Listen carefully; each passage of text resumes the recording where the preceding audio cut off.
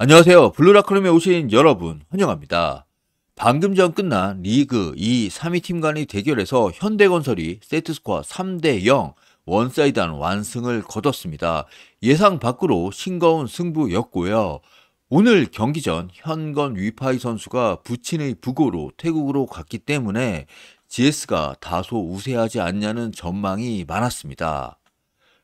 네, 위파이가 최근 리시브와 공격에서 쏠쏠한 활약을 해줬기 때문에 김주향이나 고민지가 대처하기 어렵다 봤는데요. 웬걸 오늘 예상과 정반대로 GS의 리시브가 터지고 현건은 오늘 정지윤이 목적타를 받았는데 잘 버텨줬습니다. 리시브 효율이 무려 42%였고요. 어제 육서영이 인생 경기 하더니 오늘은 정지윤이 수비에서 인생 경기 했습니다. 네, 사실 오늘 경기 전 GS 강소희 선수의 활약이 궁금했습니다. 왜냐하면 지난 기업은행전 경기 이후 인터뷰에서 이렇게 얘기를 했거든요. 첫 번째 FA 때는 고민 없이 GS 칼텍스와 재계약했지만 이번에는 여러 가지 생각을 해봐야 할 것 같다. 너무 변화 없이 한 곳에만 머물러 있으면 안주를 하게 된다. 고민을 많이 해야 할 것 같다라고 약간 이적을 암시하는 듯한 뉘앙스의 인터뷰를 했습니다.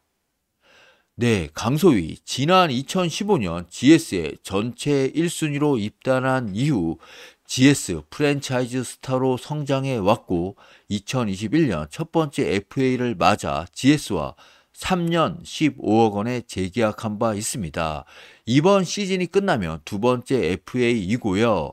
내년 FA 시장에서 주목되는 선수가 강소희, 이주아, 박은진, 정지훈 정도이니까요.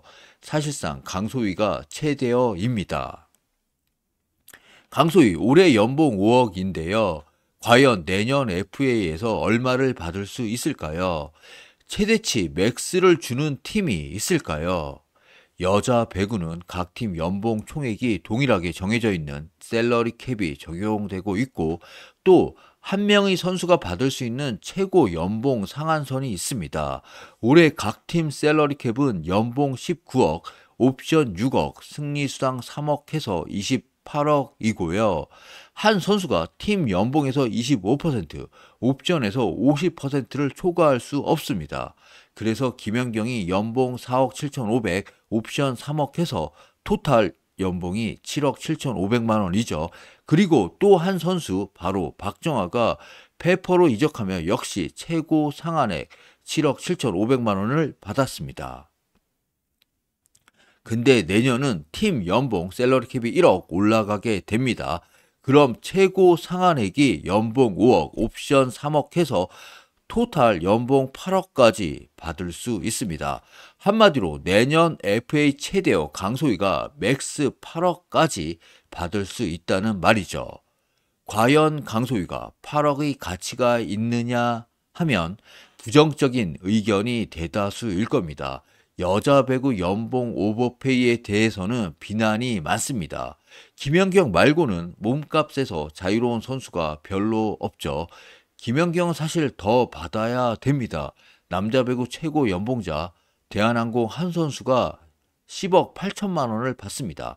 근데 김연경이 7억 7,500만 원 말이 안 되죠.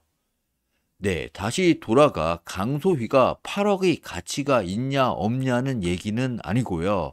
내년 FA 시장에서 맥스 8억 원을 과연 받을 수 있냐는 물음인데요.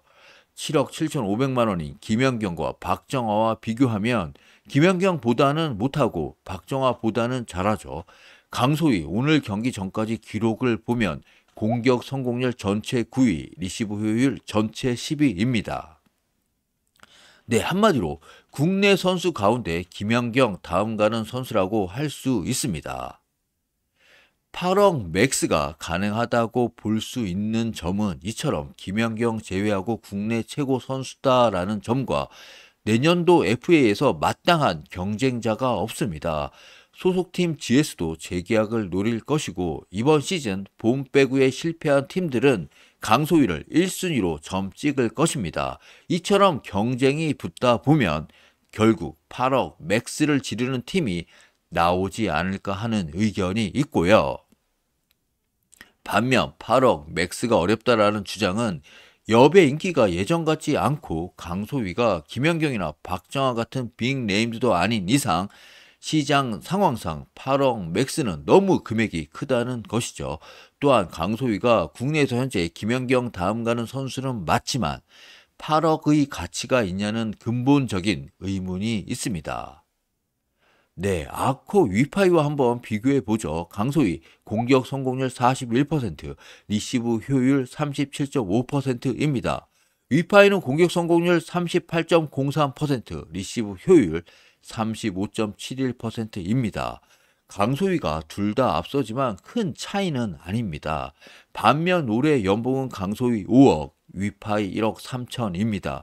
내년도 강소희가 맥스를 받는다면 이 차이는 더 벌어지겠죠. 또한 8억 맥스의 부정적인 의견으로 박정아, 이소영 사례를 드는 팬들이 많습니다. 두 선수 모두 엄청난 FA 계약을 맺었지만 결과적으로 아직까지는 둘 다 먹튀에 가까운 모습입니다. 팬들의 질타도 많고요. 이런 상황에서 과연 8억 맥스를 줄 팀이 있을지, 네, 배구팬 여러분은 이른 예상이긴 하지만 과연 강소희가 내년 FA 시장에서 맥스 8억 연봉을 받을 수 있을 것 같으신가요?